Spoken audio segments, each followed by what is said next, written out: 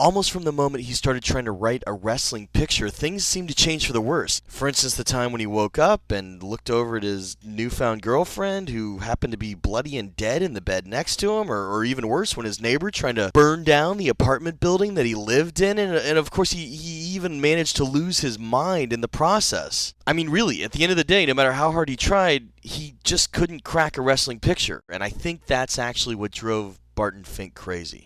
Howdy, I'm Jeff Goldsmith, Senior Editor for Creative Screenwriting Magazine, and no, Barton Fink is not our guest today. It is Robert D. Siegel, the writer of The Wrestler, and Siegel had absolutely no problem writing a wrestler picture. In fact, his film, The Wrestler, absolutely rocks. This podcast was recorded at the Fine Arts Theater, which I absolutely love. They've got a great staff there. It's a beautiful theater, but of course, as is tradition in this podcast, when we go to the Fine Arts Theater, something kooky happens with our recording devices. This time, somebody was sitting in the front row with a cell phone on after I told everyone to turn them off, and they probably just put their cell phone on vibrate, so of course one of my recording devices was picking it up the entire time, that clickety-clack data transmission sound. So about midway through it stopped, and I was able to kind of reuse the room ambient noise, but for a little while it sounds like we're on noise reduction microphones. I know this is all really geeky. I just want you to know it sounds not strange, but just it sounds different from the way you're used to hearing it. So I just wanted to let you know why, and don't worry, less than midway through it changes, and guess how much that matters?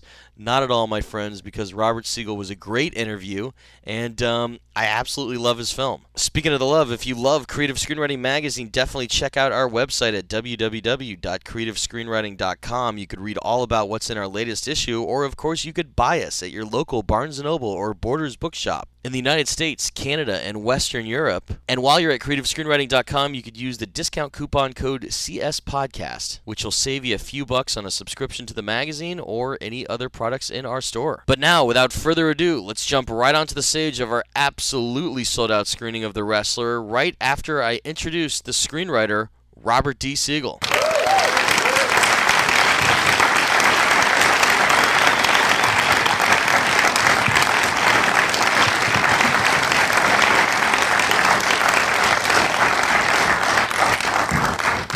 As is our tradition, I'll present you with the November-December issue of Creative Screenwriting Magazine. You are page 58, sir. I already have it. This one's for your mom. I'll take one for my mom. Thank you. All right, we always start with breaking in stories, and then we go to the crowd. Start moderated. Okay. To my knowledge, you were an editor at the Onion newspaper. Yes, I was the editor-in-chief of the Onion I was there for from 1994 to 2003, also known as my 20s, and I was editor-in-chief for 6 years.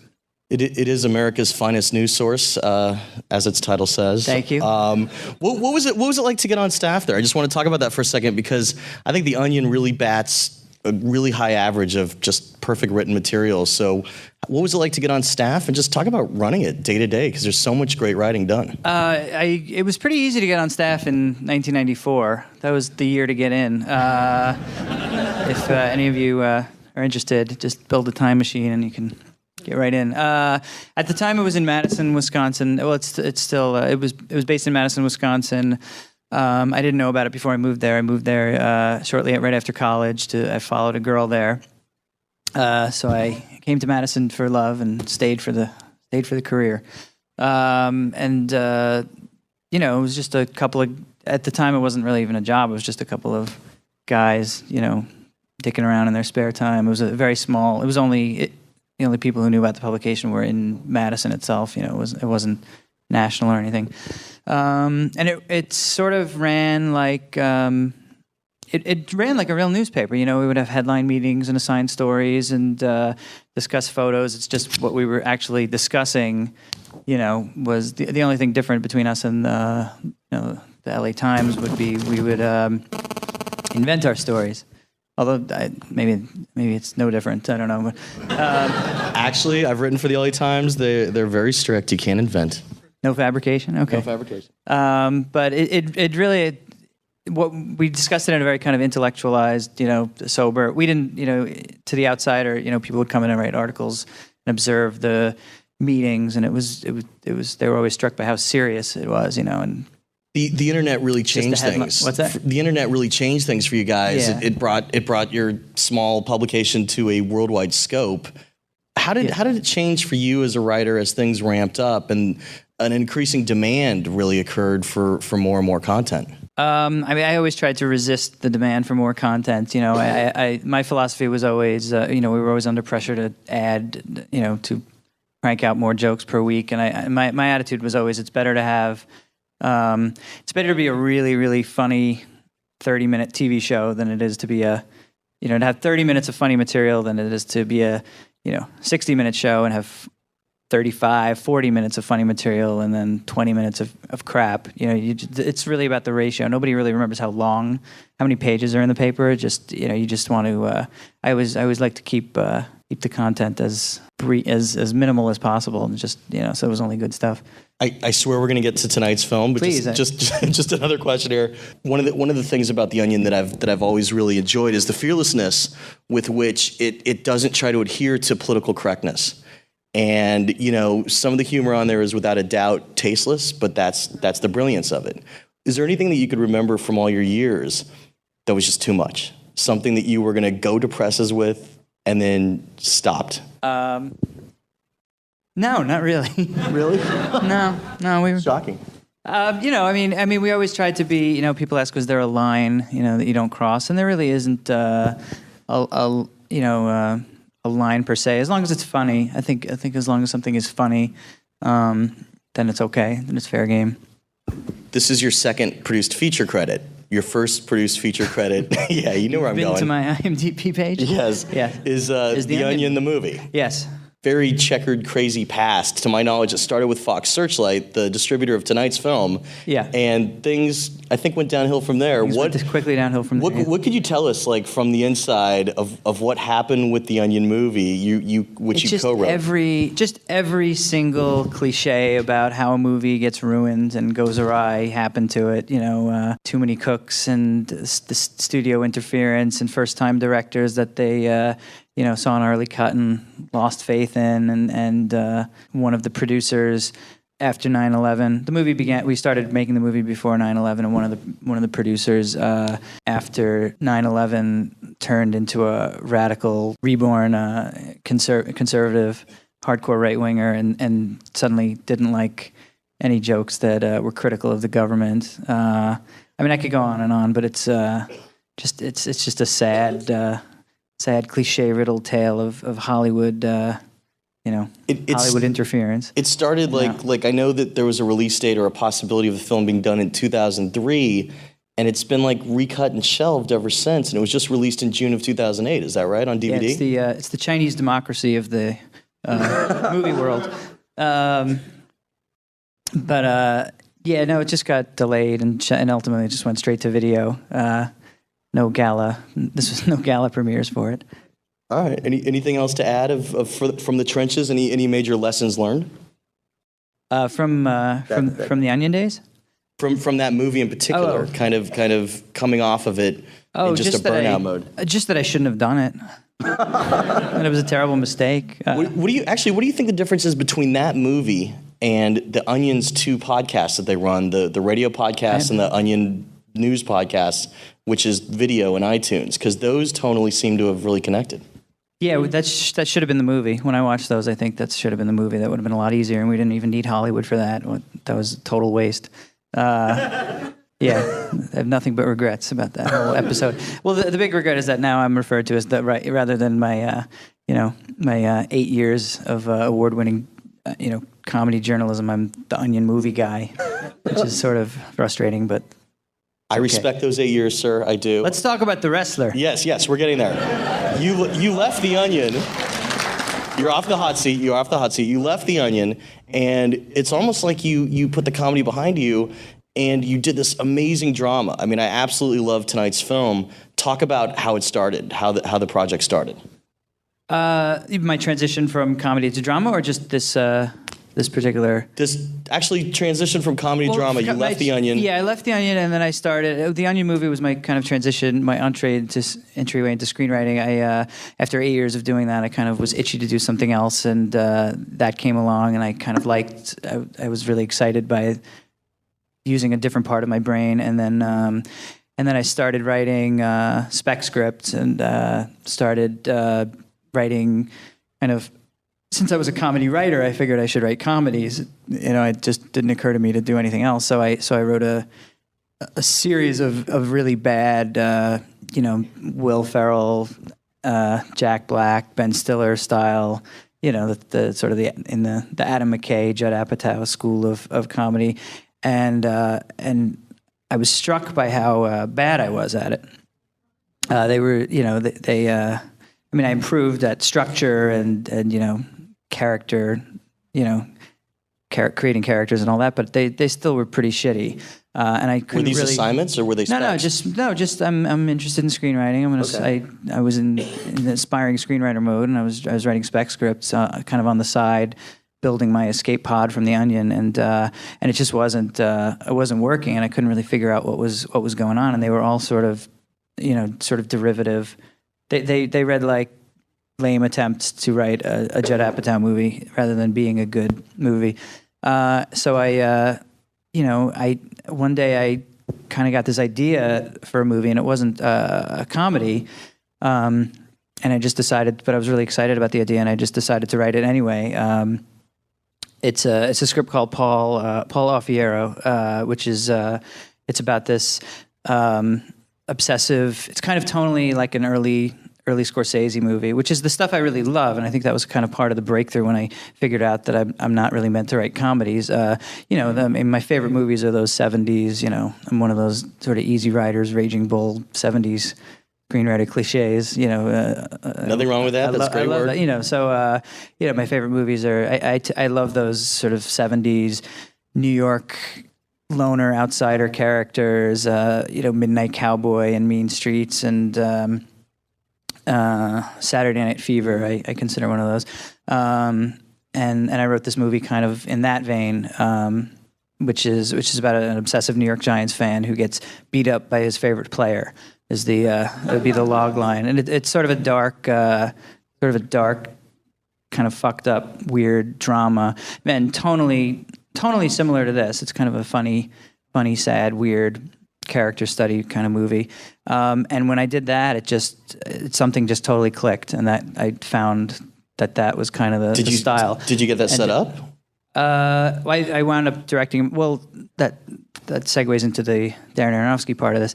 Darren, it kind of floated around Hollywood, and that was like what got me an agent, and it was kind of like became my calling card script. And then Darren found it and really liked it and got in touch with me, and we met over coffee in New York, and he said he really liked it, and for a while he was, I don't know formally, but he was kind of attached to direct it for maybe 6 months. It was on his plate. He ultimately wound up not directing it, but we struck up kind of a New York indie kinship, and he called me it was probably in 2004. He called me maybe 6 months after he first met me and said, I have an idea that I want to discuss with you, something I'd like to pitch you. So we met, and we sat down, and he said, how do you feel about pro wrestling? I said, I love it. I was immediately intrigued. For me, what gets me excited about people pitch you ideas for movies, and typically they kind of pitch you the plot. They say that this is a movie about a guy who has been married for 20 years, and one day he wakes up and his wife, blah, blah, blah. And I just totally tune out. My eyes glaze over. I just don't really care about, plot. Or certainly that's not the thing that hooks me on a movie. But you say pro wrestling, and I really respond strongly to just the setting is much more the thing that excites me. So when he said I have a movie set in the world of pro wrestling, and because it's Darren Aronofsky, I knew it's not going to be ready to rumble, which is a shame. Until now the benchmark. for pro wrestling cinema, and he gave me a DVD to take home. My take home assignment was to go watch a DVD called Beyond the Mat, which is a great documentary by Barry Blaustein about it follows 3 pro wrestlers, Mick Foley, aka Mankind, aka Dude Love, aka Cactus Jack. Any wrestling fans out there? Terry Funk, and then most importantly, Jake the Snake Roberts, who's this probably the most closely is certainly one of the models for this character. He's a big star in the '80s, not Hulk Hogan level, but kind of that second tier level. At his peak, he was playing he was on cards at Madison Square Garden.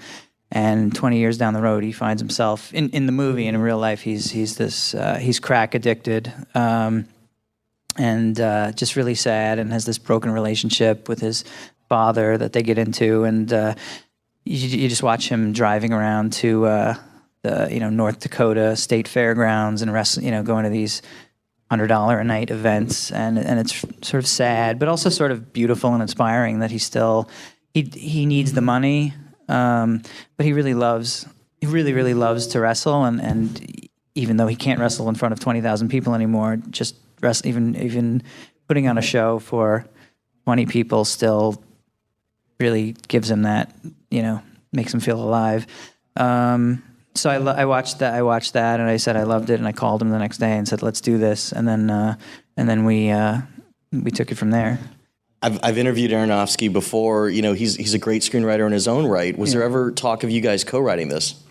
No, he was busy. He was working on The Fountain. This was when The Fountain was, I guess, in that transitional phase from the Brad Pitt shooting in Australia for $800 million, to when he was kind of regrouping and it's an interesting story. We trying to pare the budget by $500 million too. Well, he also turned it into a comic book once the project went fully dead. That was released through DC, and based on the popularity of that, was then able to revive it again as a film. Was the comic? I don't know if the comic book was the graphic novel. No, I wasn't correcting your terminology. Sorry. I don't give a shit about that. Yeah. I'm just saying I don't know if that was the reason.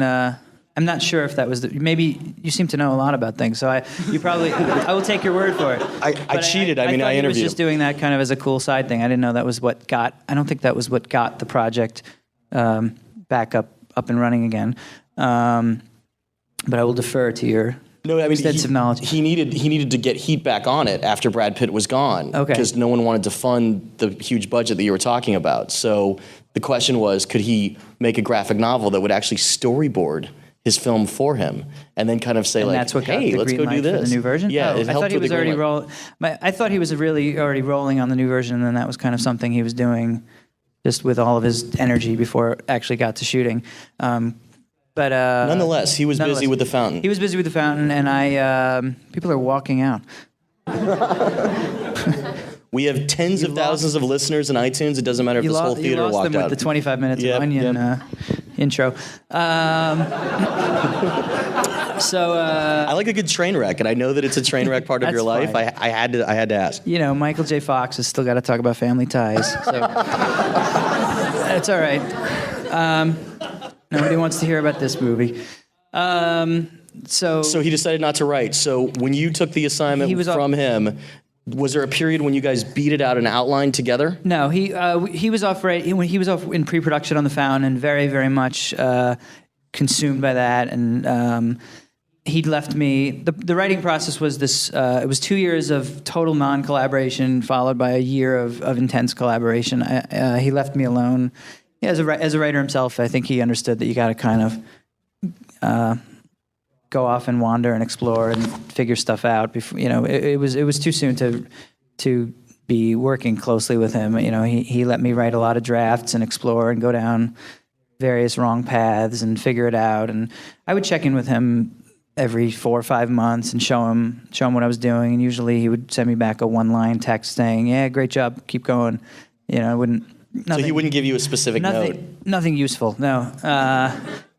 Which was to his credit. I mean, it made me feel confident. It showed that he had faith in me, and I think if you give feedback too soon, you start putting thoughts in the writer's heads, and then the writer starts thinking, what does he want, and what does he, it's good that I'm just free to daydream rather than anticipate what someone else wants and try to give them that, because usually you get it wrong.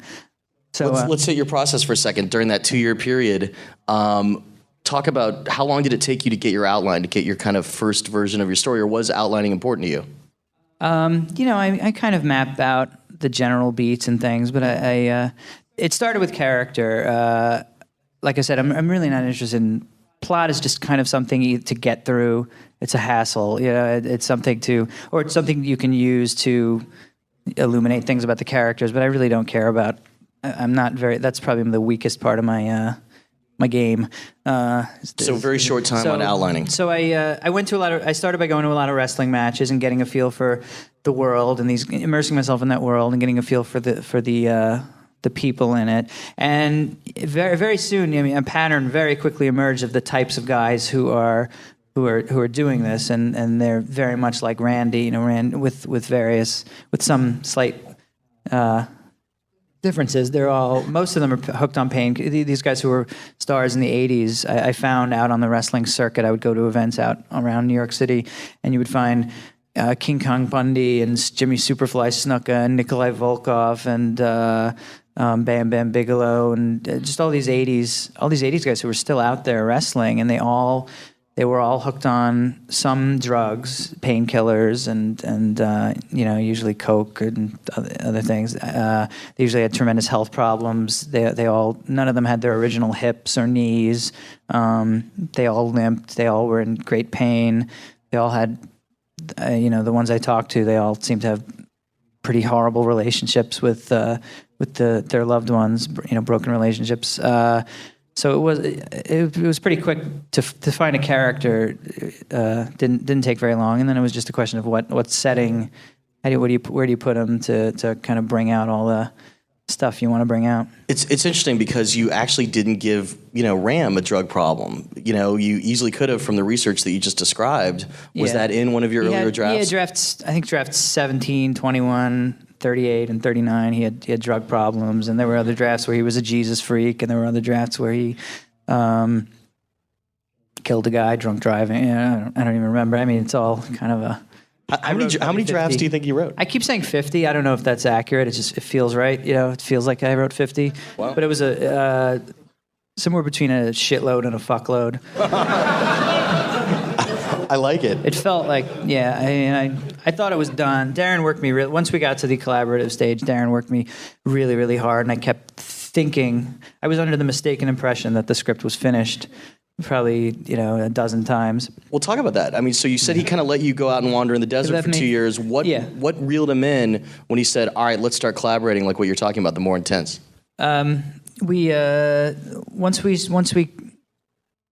It was about a year. Once he finished The Found, for 2007 was the year of working very closely together, and that's when he really dug into it with me and just would ask me questions like, "What is this? What is this movie about? And who is this man called Rand?" And I wasn't really accustomed to being asked those questions in that way, and a lot of the times I didn't really have a good answer. And he would send me back, and I would try to figure out what. A lot of the writing process was just simplifying it. You start off with all these ideas in your head and all these things that could happen to this guy and all these different people he could have in his life, and you start and you write a script, and there's like 8 movies in it, and 8 half movies crammed into 150 pages. So it was really a process of, we knew we wanted it to be very simple. We just knew he wanted it to be a very kind of simple, I don't know if parable is the right word, but just he had done all these movies with these gigantic themes and incredibly ambitious plots, and I think he just wanted to do something that, it was clear that we just wanted this simple character study where you spend some time in this guy's world, walking in his shoes. So a lot of the writing process was just figuring out what was necessary to keep and what was necessary to throw away, so that we were left with, just a clean. How long did that process last between you guys? Probably close to a year of back and forth. And then there was another guy who's kind of I consider the unsung hero of the project, this guy, Mark Heyman, who is the co-producer of the movie, he was the guy that I would call at 3 o'clock in the morning with some dumb idea, and so we did, there was a lot of back and forth. And then gradually the questions got more specific. And over the course of that year, we went from questions like, who is this guy, to questions like, would he really be wearing his original tights in the last scene, or would he have a new pair, and things like that. And you can just feel it getting. I don't know. I'm not very good at talking about the process. It's just you just hammer away at it, and it's a mess, and you're confused, and then eventually, one day, it starts taking shape. All right, I'm going to ask you about some specific scenes. Maybe that'll take the process pressure off. Please. I think you nailed it though with simplicity, because the beauty of this film really is in its simplicity. Let's start with the beginning, in which you show the kind of damage that Ram's body has taken just very subtly by his hearing aid. When did you kind of get the idea of kind of having those slow reveals and something that subtle? That wasn't my idea. Good. That was Mickey. Mickey wanted that. And Darren was really. Everybody was kind of freaked out. We were, when we first started shooting, I was on set for most of the shoot, and we were all kind of nervous. Mickey was going to go maverick on us, go rogue. So and one day he showed up on set with a hearing aid, and Darren asked him to take it out, and he assumed it was not. He didn't realize it was going to be for his character, and so Darren tried to get him to. Originally, he had 2 hearing aids, and then I think Darren, as a compromise, convinced him to take one out. But it was great. Look, watching the movie now, I don't know what we were thinking. It's great. And Mickey was absolutely right. Originally, Nick Cage was going to play that role, and then he mysteriously left. Not originally. Not originally? Let's set the record straight. Please. Your internet rumors are. They abound. Set the record straight, my friend. It was always Mickey from the start. When Darren and I first got together to talk about the script, inevitably you cast it in your head, and just for fun, and Mickey was one of the first names we came up with. And as soon as that name came up, everybody else that we brought up kind of was second. It was kind of a battle for second place. Mickey was so clearly perfect for it in our minds.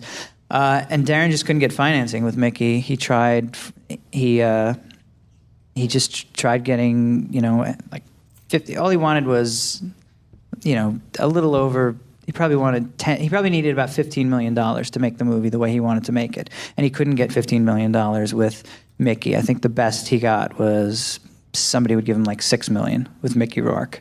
It's funny that's become the story of this movie, is that it's Mickey Rourke's redemption and comeback vehicle, and at the time Mickey was the biggest liability, and we could not make the movie with him. And finally, Darren, in one dark night of the soul, gave up and said, "All right, do I want to make this movie, or do I want to make it with somebody else, or do I not want to make it at all?" So, I forget how he got hooked up with Nick Cage, but Nick Cage was approached and signed on, and that lasted about 5 days.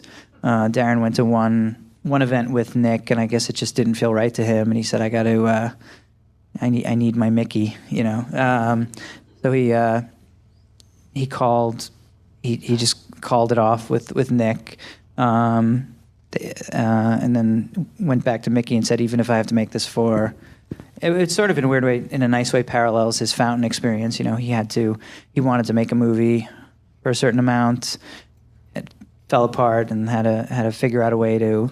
Same thing. He had to figure out a way to make it for like a third of the money. That's what I love about Aronofsky, is he's so dedicated to the storytelling that he'll do that. It's scary. I mean, when I watch it now, I see this alternate universe version with Nick Cage in my head, and I shudder. Yeah, like the big boxing match in Snake Eyes, right? That would have been great. It would have been a different movie. So was the budget $6 million? Is that what you're saying, basically? I think eventually. I think it inched up to maybe $8 million. What was the schedule? You mean number of shooting days and all that? I'm not sure. Okay. I see Ram and Cassidy. as just this really interesting relationship. They're both performers. They're both past their prime. Cassidy's realizing that her audience isn't interested in her, and she's going to probably need to get out of that field. Right. Ram, is realizing that his fan base has just shrank. Talk about kind of that concept of his girl. Was it always that way in your head? Tell us kind of how you arrived there, because I thought it was excellent. Well, there were versions of the script where they were a couple. They'd been together for years. There were versions of the script where they had just met, or meet. They hadn't met. They meet in the movie. In this version, they've known each other, and he's kind of a regular at the club.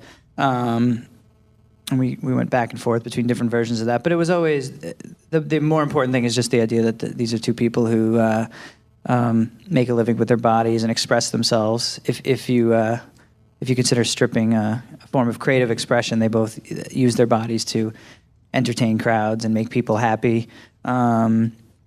Both mostly men, I suppose. And one day your body won't let you do it anymore. And they both, just like he was playing Madison Square Garden, one day he wakes up, he's playing, the Piscataway Rec Center. She's kind of probably around when I imagine his peak was like 1988, 89, 90, and that was probably her peak too as a stripper, and she was stripping at Scores in Manhattan, and then they kind of slowly farm you out to the places out by LaGuardia Airport. It's good to see you've done your research on that as well. We did. We both did, yeah. Darren, I think, did more than I did on that end, so they both have that in common, and it's very sad because certainly many forms of creative expression, you don't have to think about the day you can no longer do it. If you're a writer, if you're a painter, it's not something that not to compare. Well, I will, but to compare Randy the Ram Robinson to say Philip Roth. Philip Roth. There's no moment when he has to stop writing and hang up the pen, and he can express himself.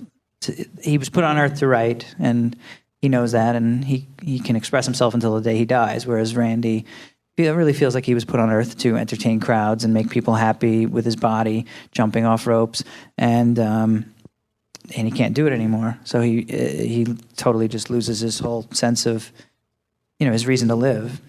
As a kid of the 80s myself, yeah. I absolutely love the scene when they're having a drink at the bar and they're both just so clinging to their glory days. They're singing the ballad together and they're explaining how they just don't belong in this kind of modern world. Talk about that scene, because it was subtle, but it was great. When with the Rat song, Round and Round. Yeah, and they're at the bar. They both hair metal plays a big role in this movie, and certainly it played an even bigger role in the script. I mean, I've packed it with, for licensing reasons, we couldn't get every song we wanted, but all the songs are written into the script. They're part of the story, and they hair metal was peaking right around when Randy was peaking, right around when Cassidy was peaking, and just like one day Randy woke up and he's no longer playing the Garden. One day, hair metal, the 80s turned to the 90s, and suddenly it found itself totally out of vogue, and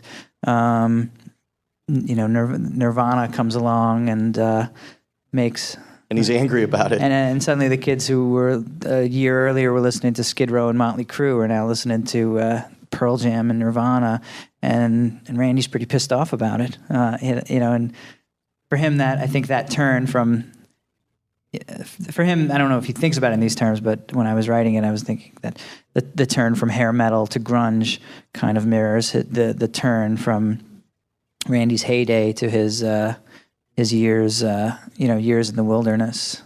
I was very grateful for that turn, by the way, but nonetheless. I will take hair metal any day. Will you take hair metal? I'll take Guns N' Roses over Nirvana any day. Yeah, I would. I like them both. I think as a figure of angst, Axl Rose is far, far more authentic than Kurt Cobain. He's a figure, without a doubt. Let's not go off track, but yeah. So I think it informs your ending. So just like a spoiler for a second for our podcast listeners, he dies. Yeah, I mean, just kidding. Yeah. Well, basically, it's like he's so out of time and place. He's so out of time and place that he almost really doesn't have enough. It's an open-ended ending. We don't know. Sure. It's open to interpretation. So is that your answer? Because I was going to ask you later. Is it open to interpretation?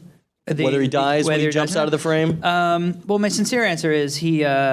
It doesn't really matter. You know, he makes the decision. I think in the end he makes the decision to die. So I don't know if he dies or not. So if he doesn't die that night, he'd die in another match. He's going to die the next night or a month later or a year later, but he's made the decision that this is what he does, this is what he loves to do, and if he dies, so be it. So when did you get that idea? Because it seems to inform the rest of your story, because he's out of place, out of time, he's lost his fan base, and it's almost like the whole movie is him coming to this realization that he can only exist in the ring and there is no life for him outside of it.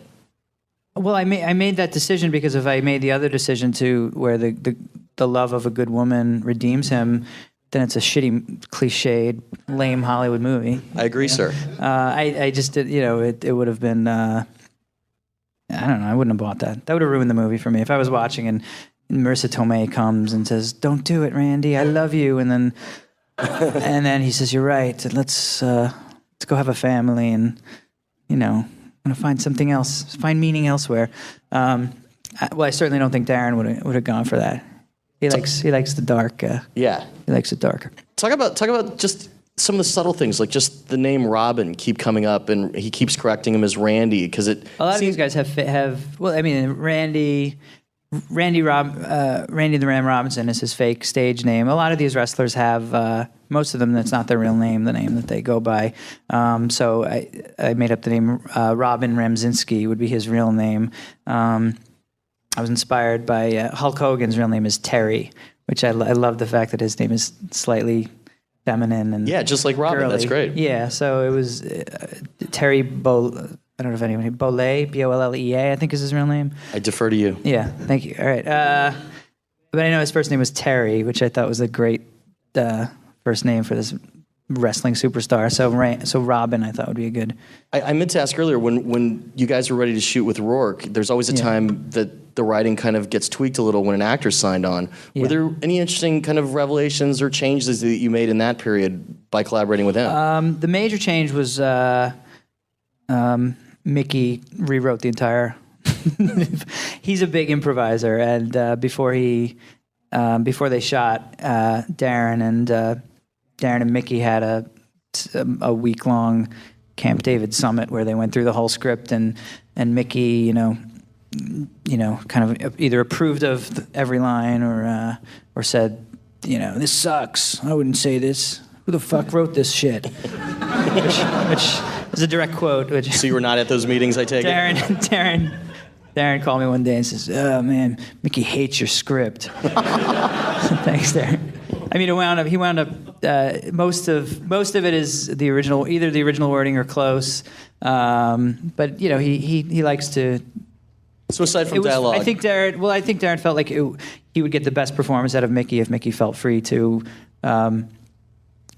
Say it his own way and create the character. So. But there was nothing about the story that changed? Nothing fundamental. No, it was fundamentally the same. What's interesting about your script is that it also is very sparse with its dialogue at times. You're not scared of silence, which I really respect.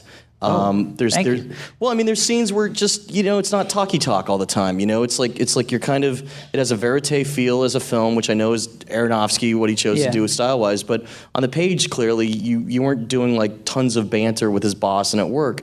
Talk about kind of just doing that on the page, not having every page laced with dialogue and just kind of getting into the quiet time. Well, I just don't think this character is a particularly talky guy. That's all that was. I just that's the way I heard him talking.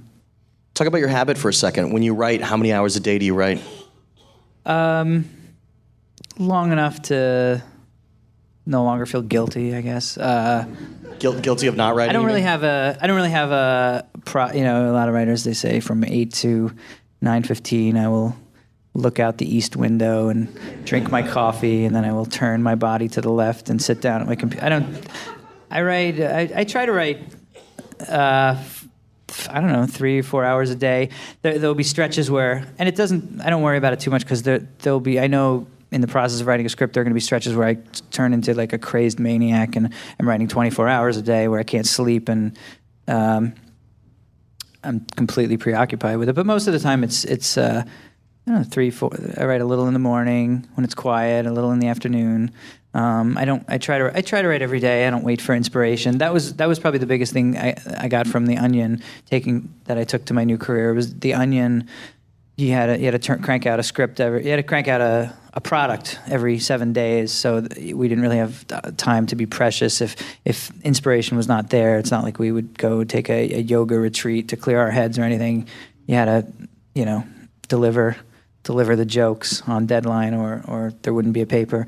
So I'm not very precious about inspiration, and I just crank it out. I'm always struck by how difficult it is for someone to tell when they're reading something that was inspired versus something that was not inspired.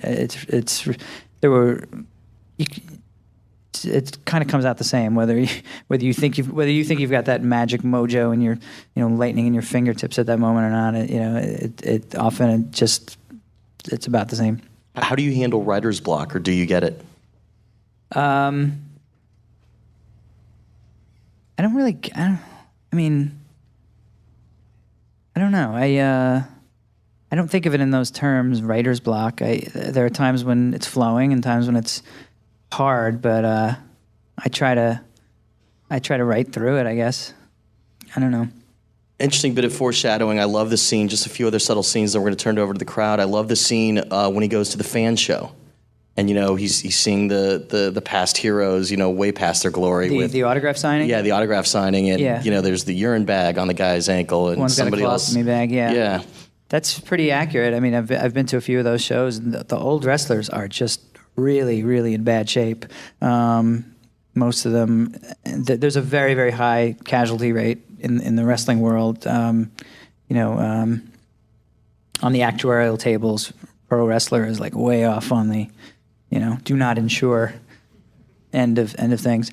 But yeah, it's sad. A lot of them are just really, and they don't have health insurance, and they tend to be a pretty banged up bunch. There was also a moment when he's taking the deli job for the first time, and kind of he hears his fans chanting as he's walking through the back of the warehouse, almost like a show. Was that on the page, or was that something from production? The sound effects Darren took from what I wrote. That was his decision, and I loved it. I loved how you could hear the crowd as he's walking. So you wrote it like that? No, I wrote it where he walks. My scene description where he walks to that. What first made me think of it was they enter through a curtain. All the wrestlers enter through a curtain, and in any supermarket you have those kind of those clear, thick, heavy strips that separates like the refrigerated section from the non-refrigerated. So I imagine that's where he would be stepping through, and then I thought, well, you're always on the lookout for parallels. Writers are sort of suckers for parallels. So when I saw, curtain, I just I wrote it where he stands for a moment. I guess the way I described the scene kind of led Darren to the idea of this tracking shot and that sound effect, because I wrote that he walks to the curtain and he stands there for a moment and takes a breath and steadies himself and then steps through. And I think in some drafts he even says like showtime, sort of sarcastically as he steps through the curtain, and then Darren turned it into that. It was a great moment. Talk for the moment. I loved it. Talk for a moment about his relationship with his daughter. This is one of those things that could have been really melodramatic, but you guys reined it in and it worked perfectly, in my opinion. What were the other iterations? I heard one of them, she was a recovering alcoholic. Yeah, there were versions where the first time we see her, she comes to him because she's this 12. She's a 12-stepper and approaches him to release him and forgive him for everything. And there's this really weird, tense, passive-aggressive scene in a diner where she asks, to sit down with him, and she's sort of saying goodbye and releasing him from his guilt. And it's supposed to close the relationship, but it winds up opening the relationship. There were a couple scenes that I think even in the final script there were scenes that. 2 other scenes with her that come before the scene in the movie where we first see her. But yeah, I mean, father-daughter relationships and wrestler-stripper relationships. It's kind of an exercise in cliche avoidance. Writing those, it's hard not to do it. You constantly are running into because the relationships do. If you're going to be truthful about those relationships, the cliched version is probably closest to what would actually happen. You know. Yeah. So, well, if I can't do the cliche, what do I do? So you tweak it a little. You just take one step to the left of the cliche, and then you leave it to Evan Rachel Wood to try to give it. You cast some good actors who you hope will elevate it, carry it a little, distance the scenes from cliche even further. Two of your films, very short but great monologues come from that relationship. When he first apologizes to her, and then later when she forces him out of her life, they were great. They were Tell me. When he apologizes to her when they're at the beach, on the beach, and then when she forces him out of her life at her house. Talk about writing those monologues. I mean, they seem to be just the right length. Where the monologue, what Mickey says. What Mickey says, and then what she says to him. Why don't you talk about it? I don't know what to say about that. I liked it. I mean, were they always that length? Were they could have been a page long. They could have been 2 pages long. But I mean, when she's just telling him, I don't want to see you. He's not saying a word. She's got the stage, and she's explaining to him how she's going to go on with the rest of her life without him. It just hit me as an interesting moment. You write it and then you kind of you write it and then you act it out and you just kind of say it out loud, and if it feels, sort of try to roughly estimate what. I don't really have a good answer for that. It's all right. It's all right. Were you on set during shooting? I was on set probably 60-70% of the time, not every day. But were there any rewrites you needed to do while you were on set? I did nothing whatsoever on set. I was just completely. Really? Yeah, it was completely, which was really. Usually you hear how annoyed the writer is that, his input has suddenly come to a screeching halt. But I was thrilled to finally be done with the fucking thing after 50. Yeah, I mean, Darren just put me through. Were there any major changes in editing that you needed to be involved with, like any structural? I wrote the movie.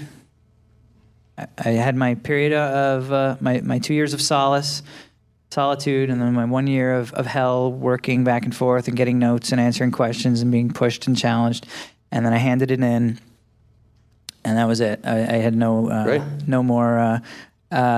I think Darren would call me. He would call me to consult with. I continued to be the hair metal consultant, so he would call me. Darren's more of a hip hop guy, so he would call me and ask for what would be an appropriate song that, How important was description on your page for some of the fighting moves?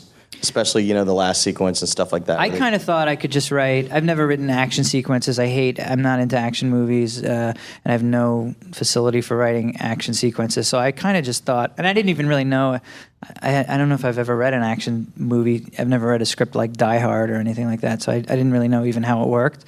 So I was hoping that what I was going to be expected to do was just to write, Randy enters the ring. There's a big fight.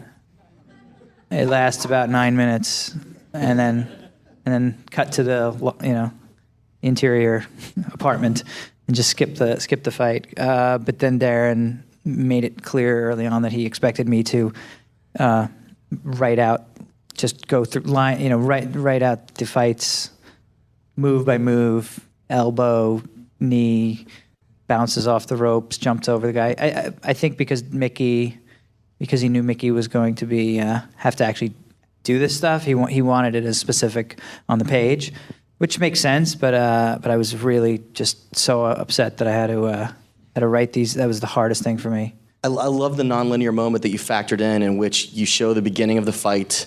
Then it really cuts to the locker room with all the brutalized, right before his heart attack. Not in the script. That was Darren. Okay, good. That was going to be my question. Yeah. So in the script, it was just the fight played straight out with all the staples and everything, and then he has the heart attack. Yeah, brutal fight, heart attack. But I liked how he did it. I thought that was great. Loved it too. Last question, kind of we were talking about melodrama a second ago and just skirting it and avoiding cliches. The dancing scene, when the father and daughter kind of dance together in the ballroom. Talk about that scene, like what it meant to you and kind of what their characters were going through. I don't know how much of the curtain I'm supposed to be pulling back here, but that was the one scene in the movie I didn't write. And when I saw that, it was a total surprise. You got to ask Darren about that. Okay. I didn't write that. We're going to take some questions from the crowd. All the way in the back, you, sir. No, I signed on. Sorry, question was, did you have a deal for those 2 years, or was it just a handshake? No, I signed on to write the movie. You, sir, in the front row. Question was regards to the New York Giants beating up his own movie fan that I wrote? and What about it? the fireman scene. Oh yeah, the New York Giants movie. Yeah, I wrote it. I directed it, and hopefully it'll be a Sundance this year. Really? Yeah. Tell us the title once again so we can look for it. Well, the original title, it's one of these scripts that like has circulated around Hollywood. So the title, if anyone knows of it, it's known as Paul Offiero, and it's now called Big Fan. Right. And it stars Patton Oswalt as this like. He's awesome. He's gonna be he's gonna in a year hopefully he's gonna be one of those like Paul Giamatti. He's gonna get all those the sad sack. He's the sad sack with dramatic chops. You know, the Paul Giamatti, Philip Seymour Hoffman roles, because they're getting a little too old for those. But he's amazing in it. It's a dramatic. What was the budget from it? What was the budget? Yeah. For Big Fan. I mean, so you said it's in the can, so it's done. You shot it independently, I'm guessing, or was it with Protozoa?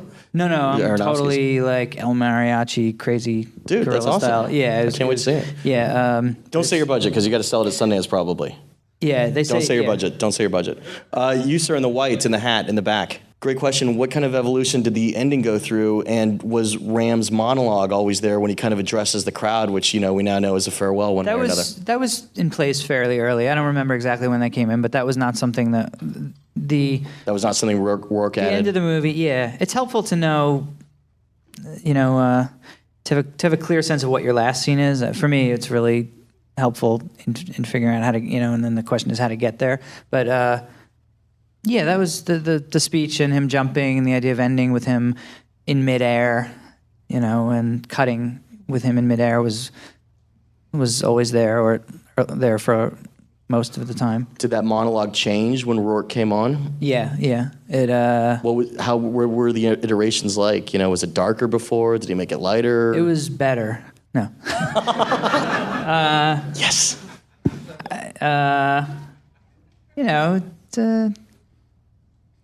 Apples and oranges. All right. I don't know. Apples and oranges. I like it. You, ma'am, right there in the black. Could you talk about the reference Temptation of Christ? Yeah. to Last Temptation of Christ in the strip club? Well, or actually, wasn't it Passion of the Christ? Passion of the Christ. Yeah. Yeah.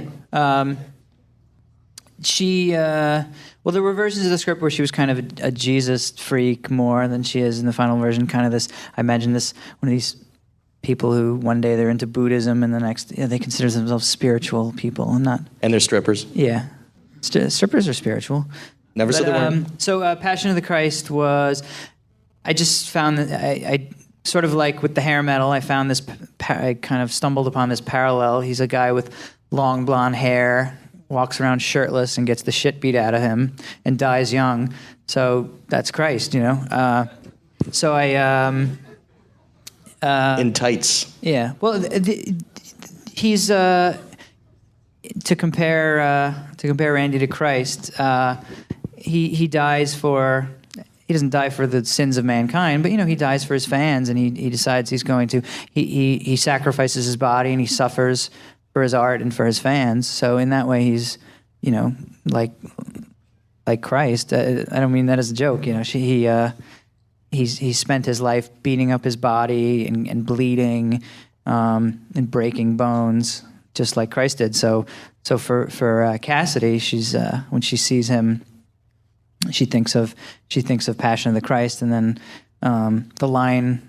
I don't know if it comes across as a joke, but I meant it for it to be funny. The fact that she says this passage from the Bible and attributes it to the Mel Gibson movie, but. That's kind of those lines are kind of the vestigial tale of drafts of the script where it was he was much more of a masochist. The style of wrestler he is in the final version, he's more of just kind of a hero entertainer. But there were versions of the movie where he was much more of one of these wrestlers who's kind of known for being like a sick fuck masochist. So it dovetailed into that kind of masochism theme, the idea that he's bleeding for people. And his theme song when he enters the ring is bang your head, by Quiet Riot, and he would enter the ring. And in the script, he enters the ring, and his gimmick is like people hold out folding chairs, and like a ram, he bangs his head, and he enters the ring bleeding because from headbutting the folding chairs. So some of that got kind of pulled back, but the Passion of the Christ line Darren always liked and kept it. And then his last song is "Sweet Child of Mine," right? Yeah. In the end of the movie. Which is, I guess, technically an inconsistency, but they. I liked it. Yeah, no, I thought it was Mickey's friends with Axl, and when he boxed back in the '90s, when Mickey boxed, that was what he would enter to. That was his entrance song. So for the final fight, he wanted to enter to "Sweet Child of Mine" just to get.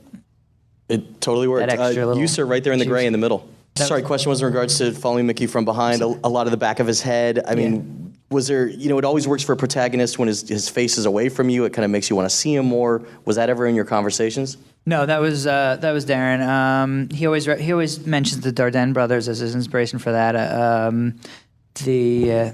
That's kind of one of their signature moves, and he had that idea to withhold the revelation of his to tease out the revelation of his face, just because Mickey's face is like half the movie, just it tells half the story.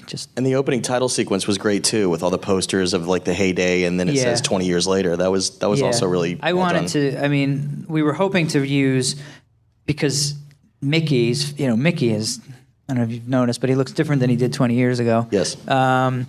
I wanted to Photoshop in photos of Mickey from when he was, in his diner days, when he was beautiful, and it just didn't. Putting those heads on the wrestlers' bodies just looked really, really weird. So we just used current pictures and photoshopped them to be younger. You, sir, in the blue shirt. How do you feel now about professional wrestling after spending time with the ex-wrestlers and the wrestlers? I always had respect for these guys, and I was aware that the question, wrestling is not a tremendously respected sport, if you even consider it a sport, and people say it's fake and all that. And I've never really understood why the fake real question was even the issue. To me, these are guys who beat up their bodies horribly and sacrifice their bodies for a living, and it's tremendously punishing. Whether it's real or fake, I mean, you can't fake jumping off of a ladder onto a solid concrete floor. That hurts. There's no CGI, in these arenas. So just the punishment they put themselves through to entertain people, I immediately, I have nothing but respect for that. And they are dedicated. They're tremendously dedicated to their craft, and they take it a lot of people consider wrestling silly, but they take it very, very seriously, and it's a craft, and there's an art to it, and there's an art to there's a certain choreography in the ring that they have to, that not just anybody. It's incredibly difficult what they do. So I have a lot of respect for them. Mickey had to go through a process of gaining respect for them because he thought wrestling was bullshit, and he was a boxer, and he kind of thought wrestling was a silly thing. But after a few weeks of training, he came around to really see respect it. And I also and I love that these guys are really, it's kind of this community of misfits who they really love each other. I mean, all the wrestlers it's a really tight knit community, and they look out for each other, and they're really, most of them are really, really sweet guys. So they love each other and they beat each other up all the way. You, sir, on the aisle. Is this the champ for the 21st century? I don't even know how you answer that. I've never seen the champ. Is that required viewing for? No, not at all. Is it the champ for the 21st century? You mean it's I hope it's a movie that'll make tough men cry. I don't know. Good answer. I like it. Say no more. You, sir, right there in the black in the back. Whose idea was your cameo at the beginning? My Alfred Hitchcock. I guess mine. I wanted to be in the movie, so I asked Darren if I could be in the movie. Good. His parent. A lot of people are in it. His parents are in it at the deli counter, and my wife's in it. It's kind of. Who's your wife? She's the woman who says, "Oh, get a room." When they're having sex in the bathroom. That was great. When they're having fireman sex. You, ma'am, Interesting question. Obviously, you didn't get paid for 50 drafts. That's How a did you deal with problem. your agent when you were kind of, continuing to do drafts for a 2-year period? I don't know. I think that's a problem for every writer. It's like there are drafts, and then there are, pseudo kind of drafts, but not really the kind of drafts you get paid for. So I wrote, I got paid for 2 rounds. 2 rounds of writing. Most standard contracts, I guess, you get first draft, second draft, polish, which is, how do you? It's kind of a joke because nobody writes 3 drafts. Any movie that makes it to a screen goes through 100 incarnations, so you have to just either you have to make a decision either to be a pain in the ass or just kind of get a little bit exploited, but hopefully not so exploited that you don't want to keep writing, and then eventually, hopefully, on the back end, get it's everybody's happy and everybody gets paid. But no, I there were times when I was like, Jesus Christ, when am I gonna, when am I gonna get paid for this? And then, of course, there's the other issue of you don't want to show it to the studio because you want to keep it, we want to keep it all in the family. And if you show a movie to studio executives, only bad things can happen. But to get paid for a draft, you have to show it to the studio. So there's sort of this awkward, can I show it to the studio, Darren? I kind of prefer you not, So you're like, okay, all right, so maybe I won't get paid, all right. So was it Searchlight? 2007 was a rough year in my house. Was it Searchlight all the time, like from inception to fund it, or did they pick up the rights later? No, Searchlight bought it at Toronto. That's right. Toronto Okay, so who was funding it first that you would have shown it to? Oh, you mean when I signed on, it was Warner Brothers. Okay. Darren has a deal at Warner Brothers. It was going to be a Warner Brothers movie. Gotcha, which is where I did The Fountain. Then they kind of slipped out. They were kind of at a certain point. So they was it a parted ways. turnaround or something? They just I don't know quite how it worked, but Warner Brothers let it go. Okay. And then Darren, and then for a while, I guess I was just writing. That was probably during the period I was writing for free. But so who funded it? Wild Bunch is a French company, and they fund a lot of. Okay. They funded Che and. So was it one of those things where you were paid on first day of principal photography, like a contract like that? I think I got like some money, a small amount. When I'm trying to remember, I got paid in like 2002. So initially you were paid, and then like another draft a year later, and then there was like a long period where I just was working for free, pretty much, or it felt that way, and I just accepted it. So this has been going on since 2002. Okay. Well, it's probably 2003. Okay. But it's been a long time, and I think I got like a production bonus, but it was like a 20th of what it would have been if it was still at Warner Brothers. Right. You right there. You have these like 100-page contracts that stipulate all your rights, and then it's just kind of thrown out the window. Well, right. I mean, the thing you were talking about earlier with the first right and then the polishes, that's WGA bylaws. So I mean, like it satisfies that. No, I know some people take it seriously, some people don't. But I mean, that was. Then if you like hold them to it, you ruin your relationship with the people you're working with. Well, because you're supposed to be paid for each rewrite. Yeah. Then the movie doesn't get made. Was there anything that you ever had to compromise on with Aronofsky that you were passionate about? Darren is uncompromising. But was there anything you had to compromise? I had to compromise on? That you were passionate about? To give it... no, so it'll hit me in a few hours. I was pretty happy with it. Okay. I felt like this was a rare instance where your brilliant script your precious brilliant words are not ruined by some... Good. Idiot director. It was good. Right here, front row. Dodge Ram, the actual car being a Dodge Ram. Your touch of his. No, that was not mine. That was great. I love that. I don't know who thought of that. You, sir, right there, third row. What are you writing right now? I'm doing the sound mix. I'm doing like final sound mix for Big Fan to hopefully hear in a couple weeks that it got into Sundance and 2 weeks. 2 weeks. You'll hear Thanksgiving. That's what I say. How do you? It's true. Believe them. Did you submit something? Yes. But are you writing anything else? No, that's okay. I'm a one-man post-production staff. So you, ma'am, all the way on the aisle in the back. Full-time job. Did Marissa Tomei have any issues doing the role? I'm guessing not because she didn't have any personal contact with her, so I don't know. But she's been naked before, so she decided. You've already seen it, so what's the harm? I don't know. You, sir, on the aisle over here. Judah Freelander, who was in the movie. He's the guy in the very beginning with the beard. He's like the wrestling promoter. He's wearing a New Jersey Devils hockey jersey. He's got the beard and it's a different look for him. He's not wearing his world champion hat.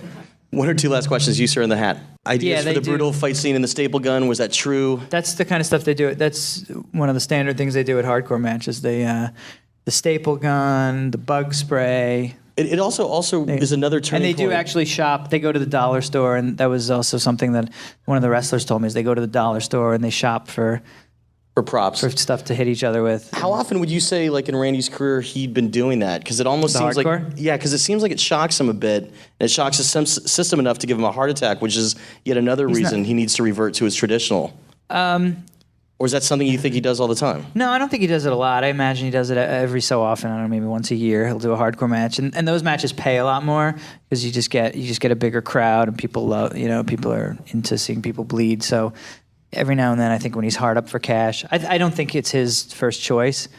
He doesn't mind the pain, but I think he thinks of wrestling in a more. It reminds me of the razor that he wraps in the beginning. Was that like a wrestler story you heard of kind of making yourself bleed, have a little bit of a razor? Yeah, no, they do that. It's called gigging, is the wrestling term. And Mickey actually did it for real.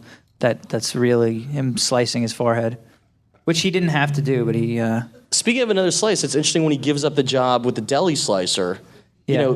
It doesn't seem like he loses an appendage. Yeah, I know he didn't do that. But it doesn't seem like he lost an appendage there. But like that scene, was that always kind of...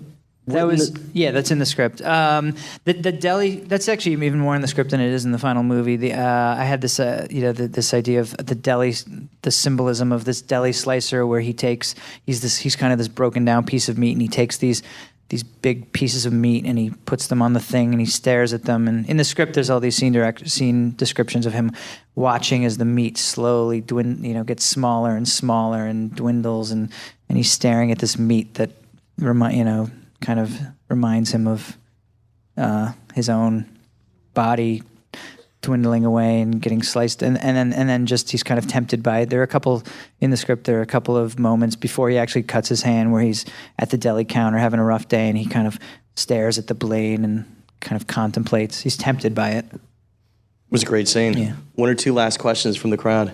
Right there, you, sir. It's not. Question was in regards to how choreographed real wrestling matches actually are. He was surprised that there wasn't, more talk between the wrestlers. They seemed to just give each other shorthand. Two experienced wrestlers can get in the ring and without even talking to each other kind of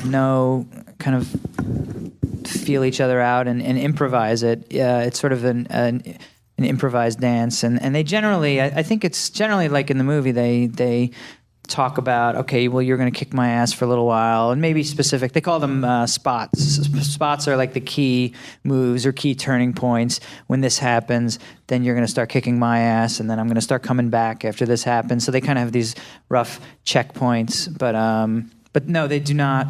The really good wrestlers don't map out every single move, And obviously they have their titles of the face and the heel, so there's certain predetermined notions between them as to who's going to win and who's going to lose. Yeah, and when you bring up face and heel, face are the good guys and heels are the bad guys. Generally in this world, what I found was the wrestlers who are faces, who are good guys, are assholes in real life, and then the guys who are the heels tend to be really nice, sweet guys. What was your toughest scene? What was the scene that you kept coming back to throughout all the years, rewrote the most, still haunts you to this day? What was your toughest scene to write? Jesus. I'm not sure. I can't think of what was the toughest. You know what? It's all like when you're writing, it's so you're just lost and confused, and it's a mess, and you can't sleep, and it's frustrating.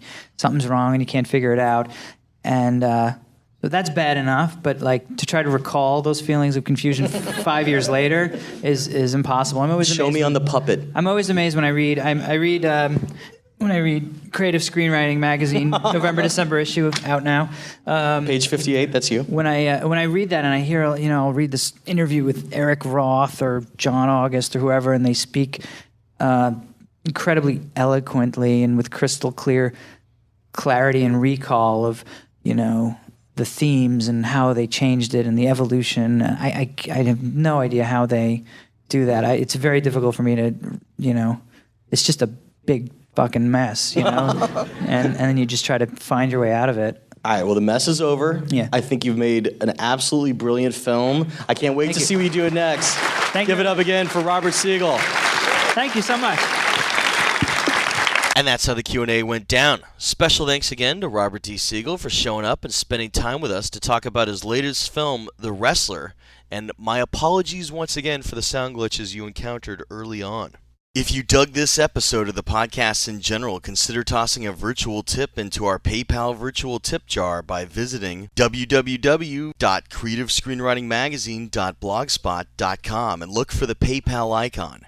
Your tips are appreciated and definitely help out with equipment, hard drives, and all the other stuff we need to keep this podcast running. Of course, feel free to check out my blog, which I even managed to update on the rare occasion that I have time to do so by visiting www.jeffgoldsmith.blogspot.com. You can also always feel free to drop me a line by emailing me at yo.goldsmith@gmail.com, and I'll do my darndest to get back to you as soon as I can. Of course, don't forget to click that subscribe button in iTunes or your podcatching software, because that's how episodes are downloaded automatically every time you click refresh. And if you have a minute, feel free to leave us positive feedback in the iTunes Music Store or at podcastalley.com. I'm Jeff Goldsmith, Senior Editor for Creative Screenwriting Magazine, thanking you again for tuning in and telling you to stay out of trouble. Till next week.